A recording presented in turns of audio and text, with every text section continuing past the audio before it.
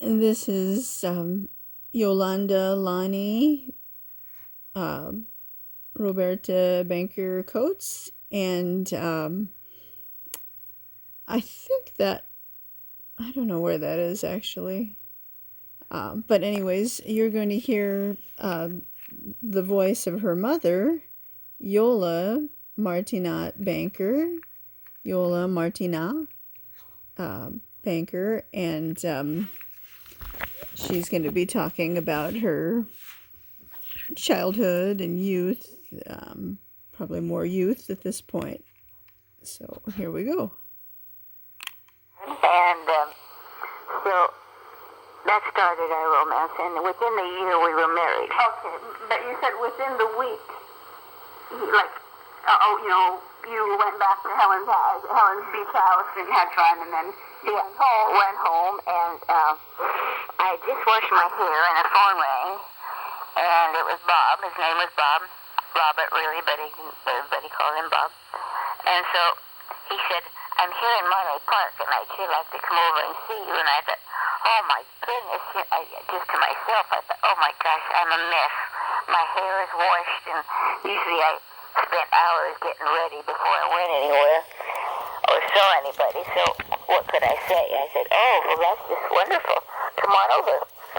And so he came over, and I tried to make myself presentable as much as I can, and I peeked out when I saw this car drive up. I thought, oh, I wonder what kind of car he's driving.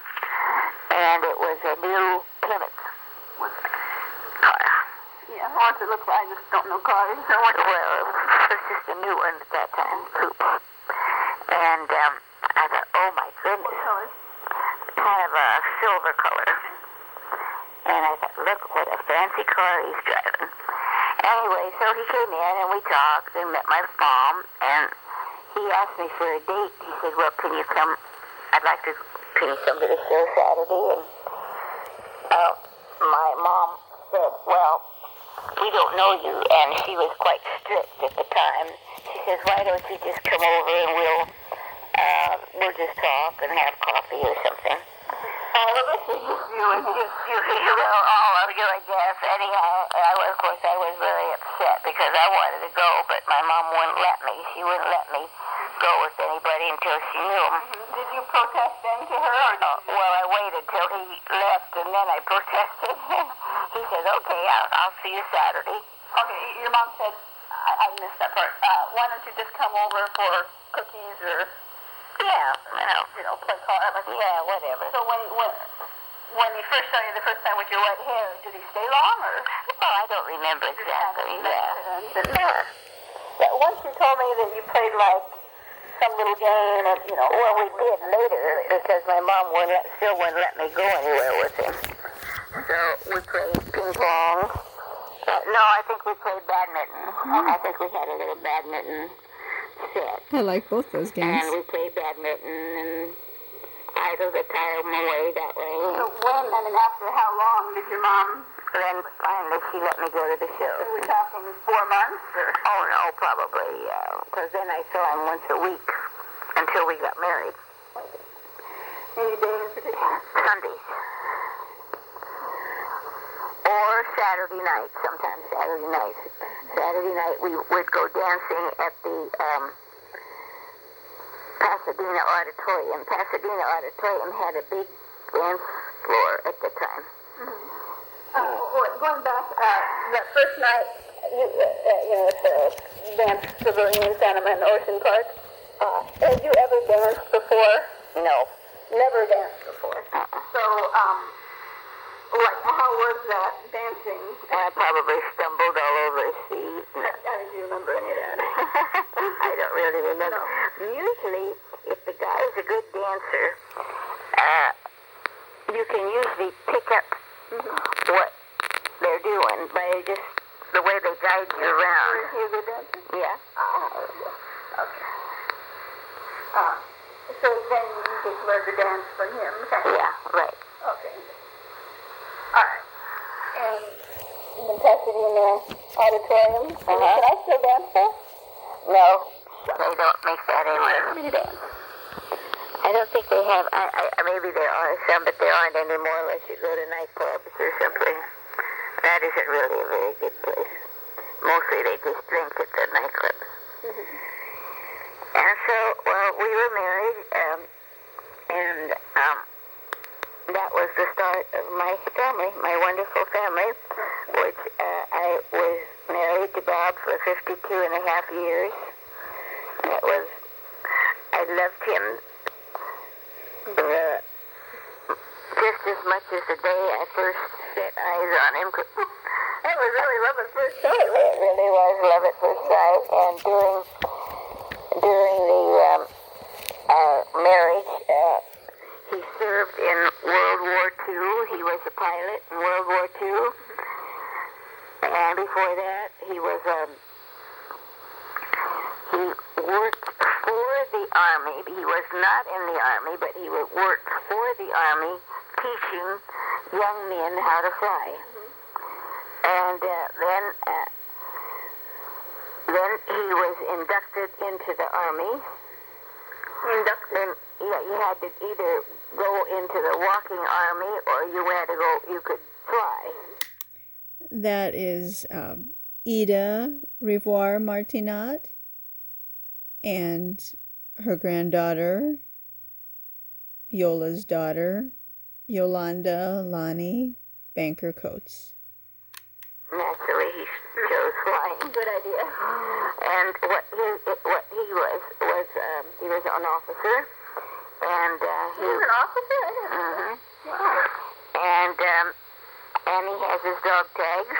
I'd wear him every day if I wasn't afraid to lose him. You won't lose him. And he was in the airport transport command, so he would deliver airplanes from one place to the other, such as India. Went to India. That's what Mom thinks, that when he saw the Taj Mahal, he thought of building that. Exactly. Yeah. You know, it kind of makes sense. I wonder if he did.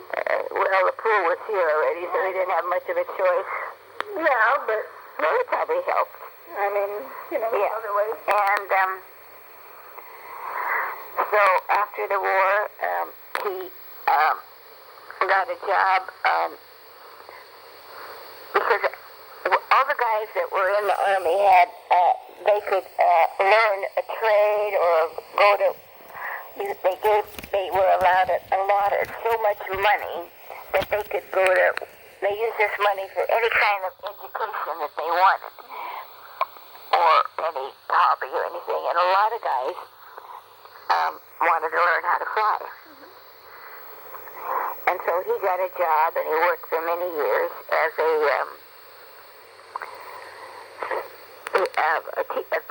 flying teacher in Long Beach, at the airport there in Long Beach. And then an opportunity came up that he had a position in being sort of a corporate pilot, but for this company. Which company? It was called Air Associates in that time. And he bought his own airplane, and you remember what that kind was? Yeah, it was I should remember that name. We went back to Texas to pick it up. Oh, right here. Okay. Anyhow, it was a kind of a sport airplane, but anyhow, so he had that job until he retired from it, and he loved it because it's really nice to be able to have a job and enjoy it, and he enjoyed it. He really enjoyed it.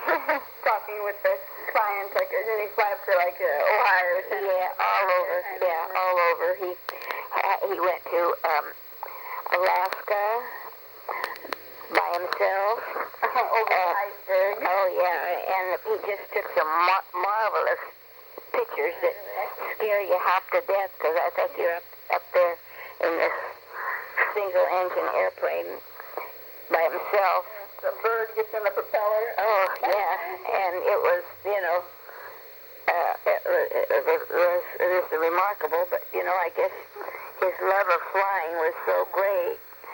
In the meantime, we had 2 kids. One, I love to hear all this now, but we have several more of these to do. You know, if you tell me all now, I'm going to forget next week when it's time to write the next one. How old were you when you played the violin? You started at 7. I just, and I started playing out publicly probably when I was around 14. Okay, 14. You played publicly. Until when? So I got married. So 14 to 18 or 14 to 17? 17. Okay. Gotcha. But then once you got married, you didn't play no more hours. No. Too busy years. Yeah, my husband wanted like being married. The pavilion where she met Grandpa. Yeah, it had a great big light that turns, it twirls. You've probably seen those kind of lights. Did it, like a strobe light? Yeah, and it flashed all over the, you know, how... At the dance hall where she met Grandpa Bob. The strobe light that goes down. Kind of like a strobe light thing. Mm-hmm. And the people, they had it roped off, you know, and so the guys would look at the girls in the rope line, and the girls would look at the guys. How funny. Was it a big tall roof or? Yeah, it was enclosed. Any color that stood out? No, except the strobe light was many different colors as it twirled around. Gotcha. And were there any drinks or anything? You just No. Perfect. No drinks. Just dancing. This is how we say in dialect Christian to stir. Tuida. Okay, we gotta be quiet, like Tuida. in a real flow. Tuida. Tuidra? No. Tuida. Tuira. That's right. One more time? Tuida. Now, just tell me like regular. Tuida. A little louder. Tuida. Tuira. Okay. Does that mean you stir? Just stir. Just stir, that command? Yeah. Wow. What do you want me to do? Sing the lyrics to that song.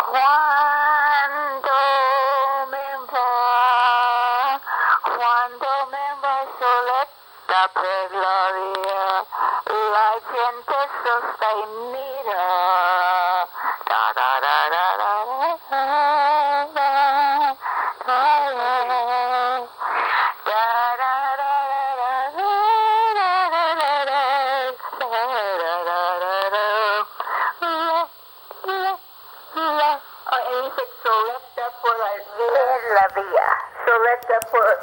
What's that? I'm gonna... Just tell me what that means real quick. You know what it means. I just forgot. When I go alone on the street, when I walk alone. And then la gente se mira, the people look at. Yeah, the sosta means, Oh, they sigh. they sigh. As they, And mira, I don't know, it means well, as they see me, right? Huh? As they see me. Yeah, as they see me, they go, Okay. And that's gets from the opera Traviata by Verdi.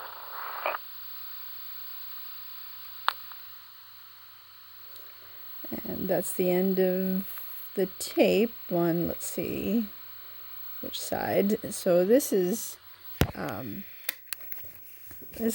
me as a little baby. So Annie, Andrea Evelyn Coates. And this is my great-grandmother, Iola's mother. And she would call her Mumsy. It's Iole Martinat. I sure love the way she looks at me. Let's see which side of the tape we just finished. Let's see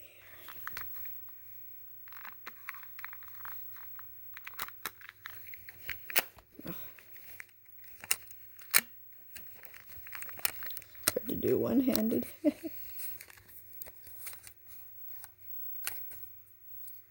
That was side A, so guess we could try side B.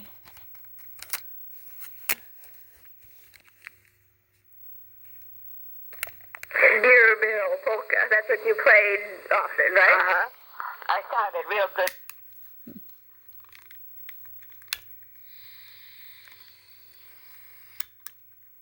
Real good with the accordion. Yeah. It's because it's kind of an accordion song with the violin in with it. I had a cute little arrangement that I played with it. Da da da da da. Let's have a barrel of fun. Boom tin tadado. Da da da da da da da. Da da da da da. Da da da da da da. Da da da da da da da. For the